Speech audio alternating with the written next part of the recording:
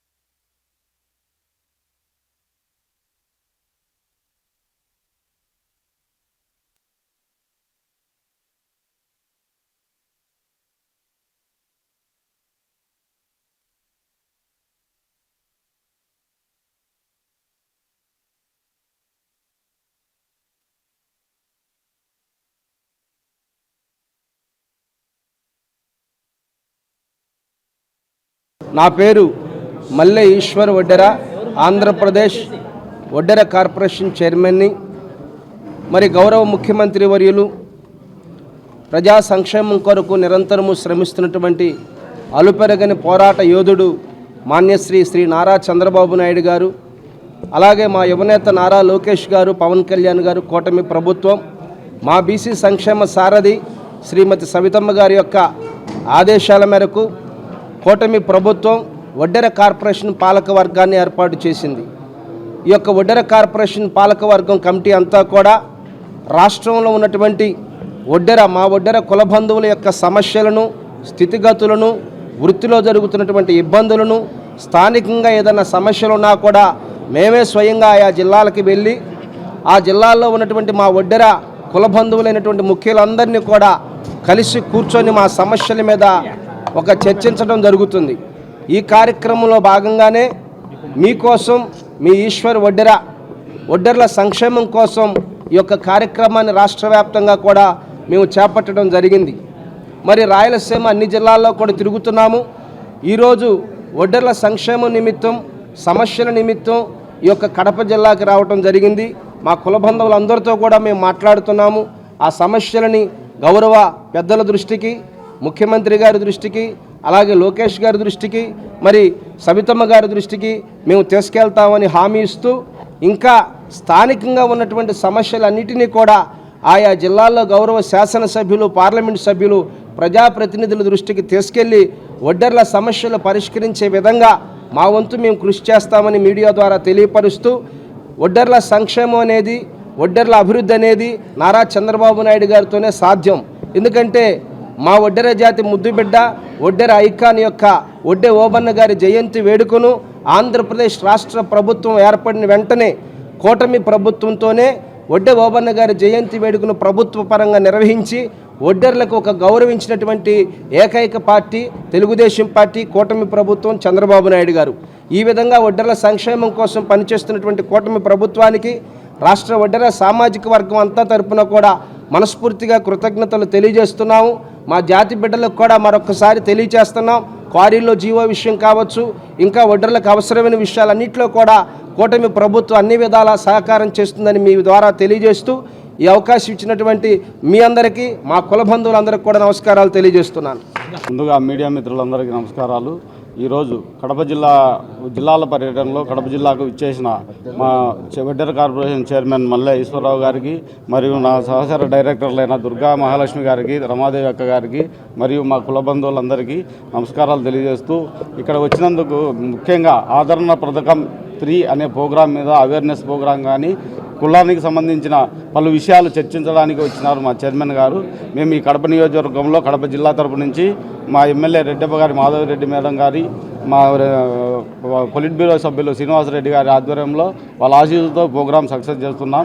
మా చైర్మన్ గారికి, మా అందరికీ, కుల బంధువులందరికీ ధన్యవాదాలు తెలుపుకుంటున్నాం.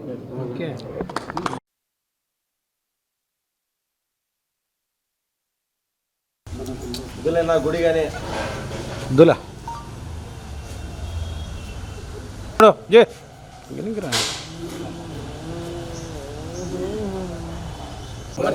పవన్ కళ్యాణ్ గారి నాయకత్వం, జై జనసేన, జై జనసేన.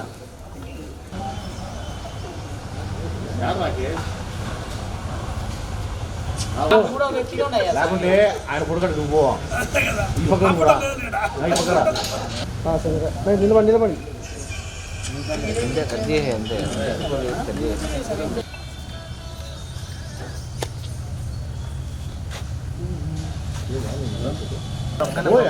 ఏంది నువ్వు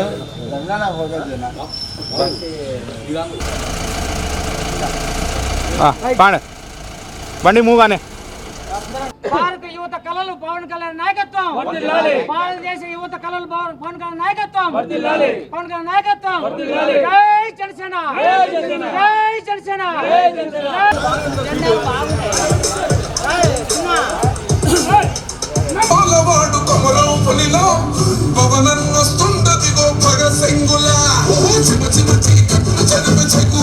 అభివృద్ధి నిర్మాణంలో యువత కళలకి సాకారం చేసే విధంగా మా అధినాయకుడు పవన్ కళ్యాణ్ గారు జనసేన పార్టీని స్థాపించి 12 సంవత్సరాలు అయిపోయి 13వ సంవత్సరం కొనసాగుతూ ఉంది.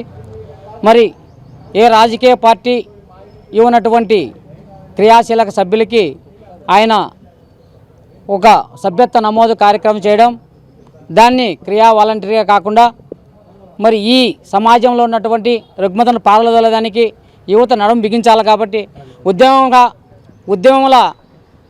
ఉద్యమం చేసే వ్యక్తులుగా ఈ జనసేన పార్టీ కార్యకర్తలకి ఉద్యమి అని పేరు నామకరణం చేయడం, జనసేన పార్టీ రూపురేఖలు, జనసేన పార్టీ సమర్థత రాజకీయ దిశగా పరుగులెడుతున్న తరుణంలో మరి ఆ పార్టీకి కీలకంగా ఈ ఉద్యమి సభ్యులుగా ఆయన నమోదు చేసే కార్యక్రమానికి ఈరోజు 26వ తారీఖున అంకురార్పణ మొదలుపెట్టాం.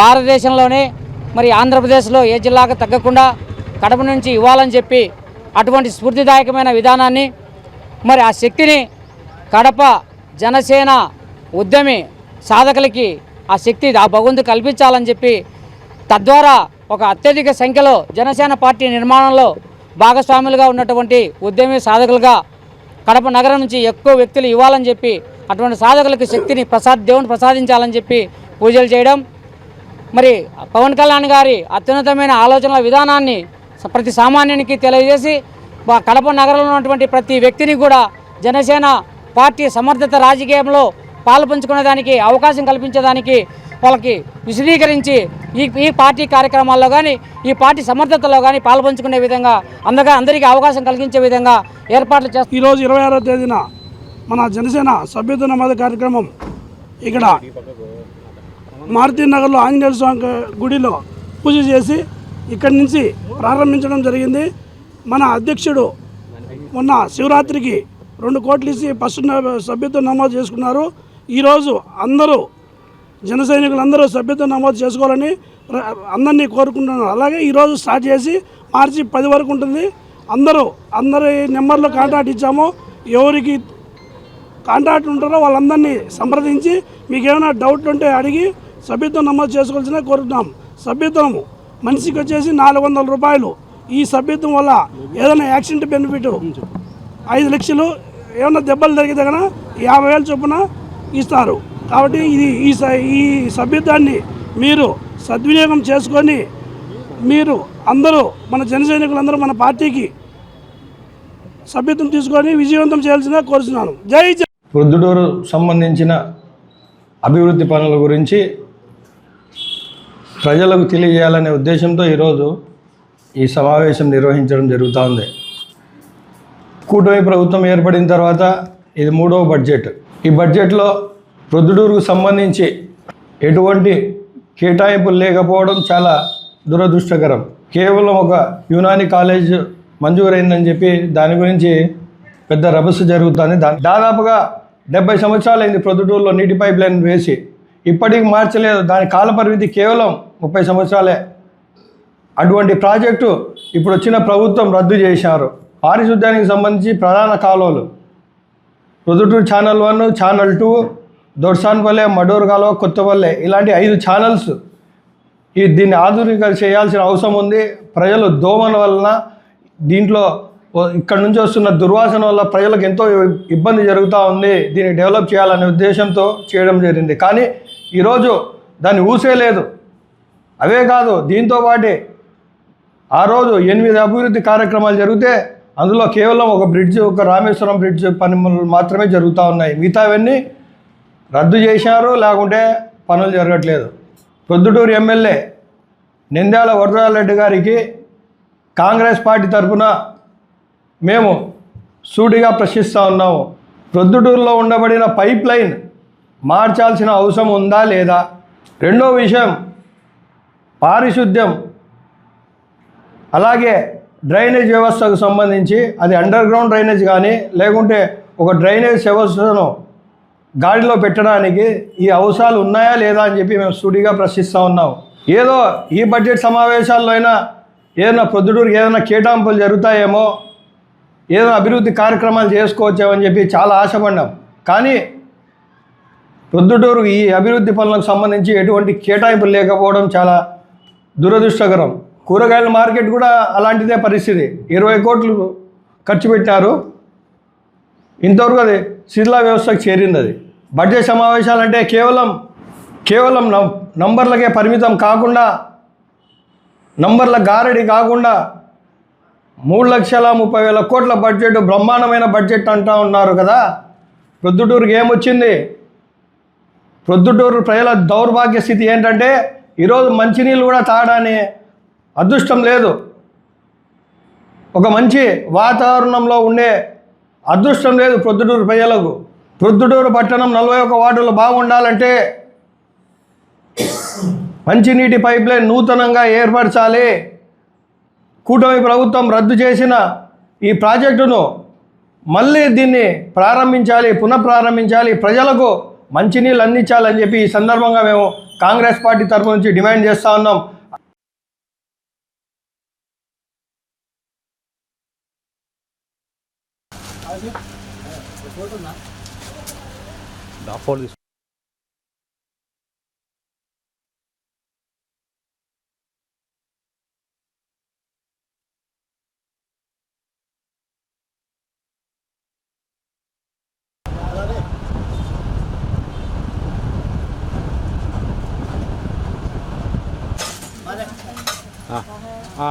जामा फोटो हाँ वस्तु बुट्टी देता अनुषा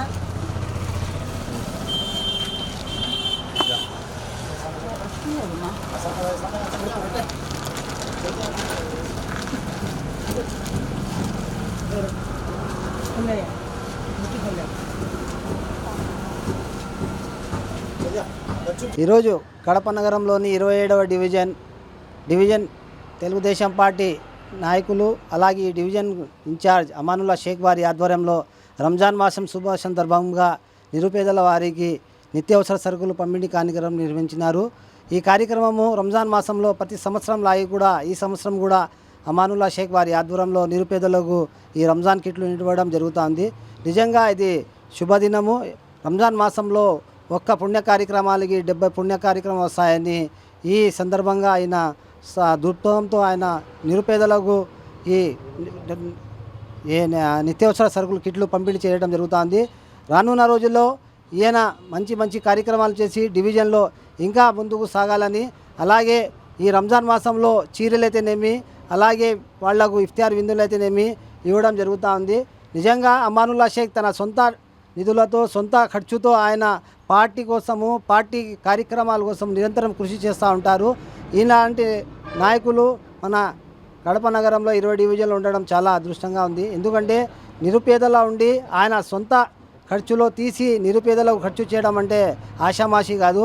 నిరంతరం తెలుగుదేశం పార్టీ కోసము శ్రమిస్తూ తెలుగుదేశం పార్టీ కోసం ఆయన కష్టపడుతున్నారు. అందుకు ప్రత్యేకమైన ధన్యవాదాలు తెలుపుతూ రానున్న రోజుల్లో మంచి కార్యక్రమాలు చేసి పార్టీ మరియు రంజాన్ మాసంలో నిరుపేదలకు అండగా నిలుస్తామని నేను తెలియజేస్తున్నాను.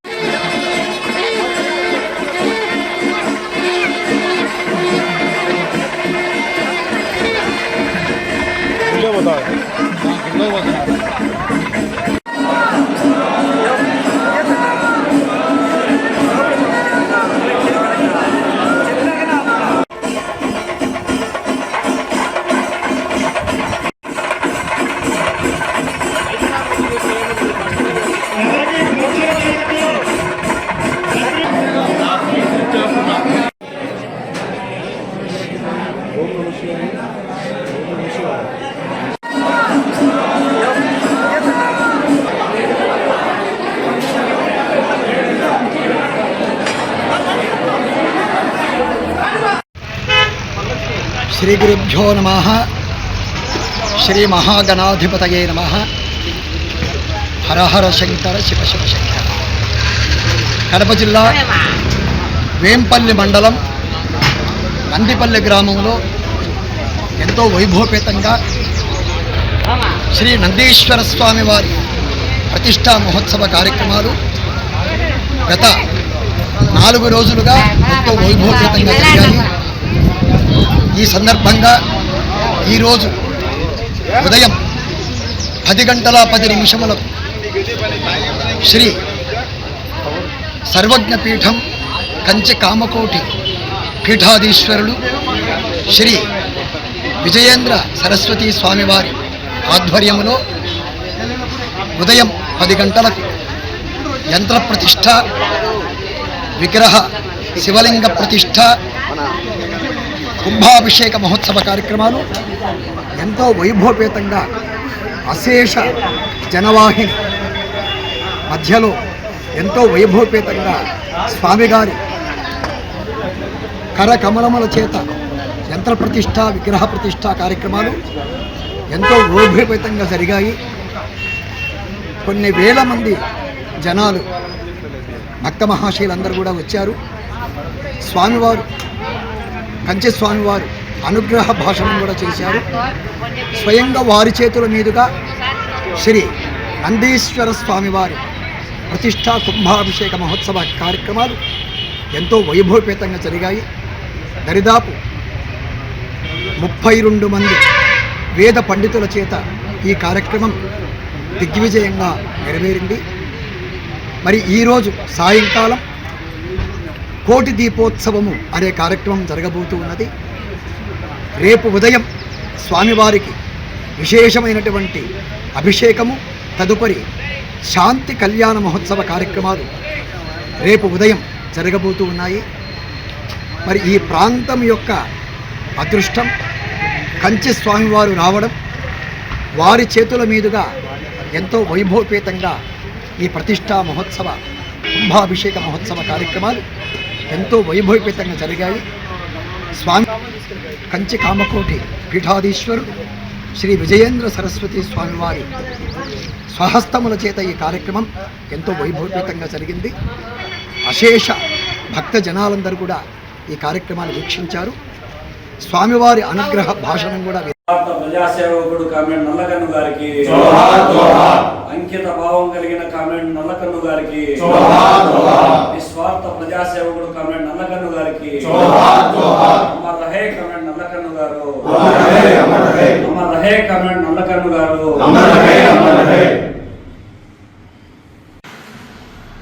భారత కమ్యూనిస్ట్ పార్టీ సిపిఐ జాతీయ కంట్రోల్ కమిషన్ మాజీ చైర్మన్, తమిళనాడు పార్టీ రాష్ట్ర మాజీ కార్యదర్శి కామ్రేడ్ ఆర్ నల్లకన్ను గారు నిన్న తుదిశ్వాస విడిచారు. వారి మృతికి భారత కమ్యూనిస్ట్ పార్టీ కడప జిల్లా సమితి సిపిఐ పక్షాన సంతాపాన్ని, కుటుంబానికి సానుభూతిని తెలియజేస్తూ ఉన్నాం. ఈ సందర్భంగా నల్లకన్ను గారు తమిళనాడు రాష్ట్రంలో 1925 డిసెంబర్ 26వ తారీఖున జన్మించినటువంటి ఆయన ఈరోజు మన ముందు లేరు. ఆయన భారత కమ్యూనిస్ట్ పార్టీ చరిత్ర 100 సంవత్సరాలైతే ఆయన 100 సంవత్సరాలు జీవించారు. ఈ 100 సంవత్సరాల కాలంలో పేద ప్రజల కోసం, సామాన్య మధ్యతరగతి కుటుంబాల కోసం, అణగారిన వర్గాల కోసం అవిశ్రాంతంగా విరోచితమైనటువంటి పోరాటాలు సాగించినటువంటి గొప్ప మహానేత. దేశ స్వాతంత్ర్యం కోసం దున్నేవాడికి భూమి అనేటువంటి నినాదంతో బ్యాంకుల జాతీయకరణ, రాజభరణాల రద్దు, వెట్టి చాకిరి విముక్తి లాంటి పోరాటాలలో క్రియాశీల పాత్ర పోషించి 10 సంవత్సరాల పాటు జైలు జీవితం గడిపినటువంటి ధీరోదాత్తుడు. అణగారిన వర్గాల కోసం అవిశ్రాంతంగా కృషి చేసినటువంటి ఆయన మృతి యావత్ భారతదేశంలో ప్రజాస్వామ్యానికి, కమ్యూనిస్ట్ పార్టీకి తీరని లోటు అని చెప్పి సందర్భంగా చెప్పదలుచుకున్నాం. మరి ఆయన మృతికి సంతాపాన్ని తెలియజేస్తూ ఆయన ఏ లక్ష్య సాధన కోసమైతే కృషి చేశారో, ఏ లక్ష్యం కోసమైతే పోరాటాలు నిర్వహించారో, ఆయన ఆశయ సాధన కోసం భారత కమ్యూనిస్ట్ పార్టీ ప్రజా సంఘాల శ్రేణులందరూ కూడా కృషి చేయాల్సినటువంటి అవసరం, బాధ్యత ఉందని చెప్పి సందర్భంగా తెలియజేస్తా ఉన్నాం. దేశంలో భారత రాజ్యాంగం ప్రకారం దేశ సార్వభౌమాధికారం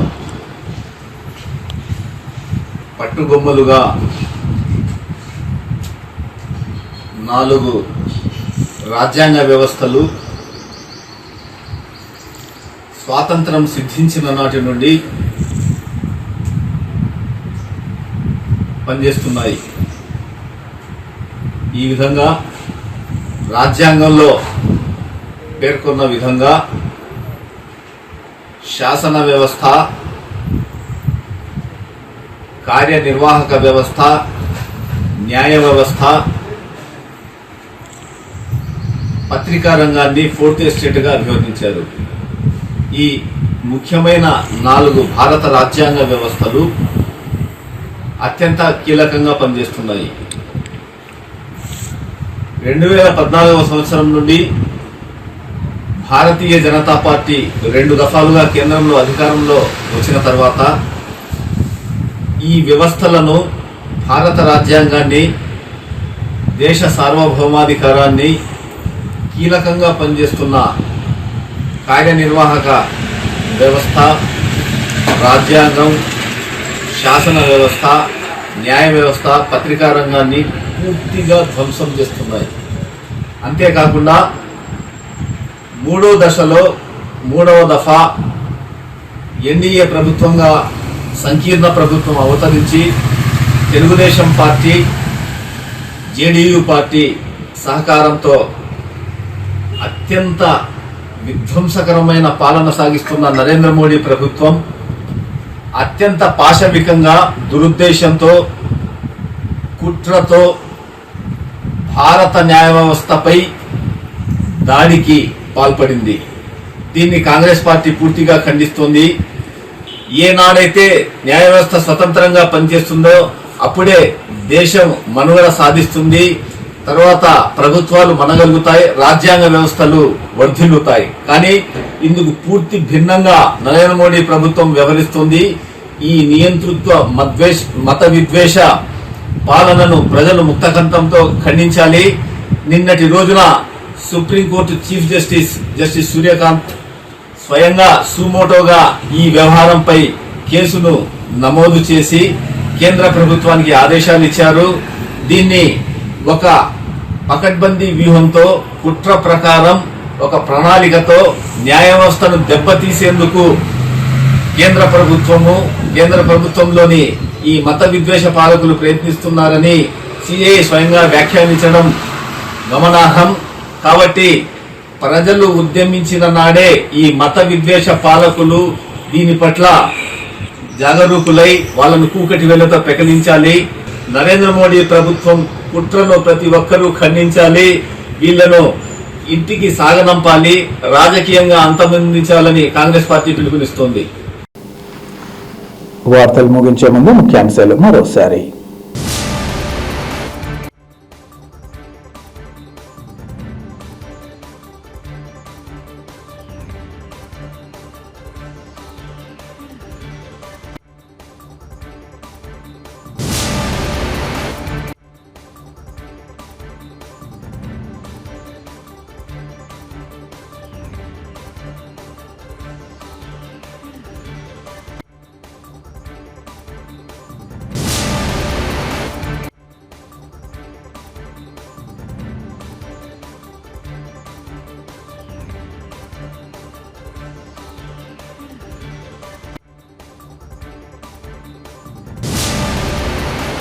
సిటీ కేబుల్ సిపిఎస్ న్యూస్ ఇంతటితో సమాప్తం. నమస్కారం.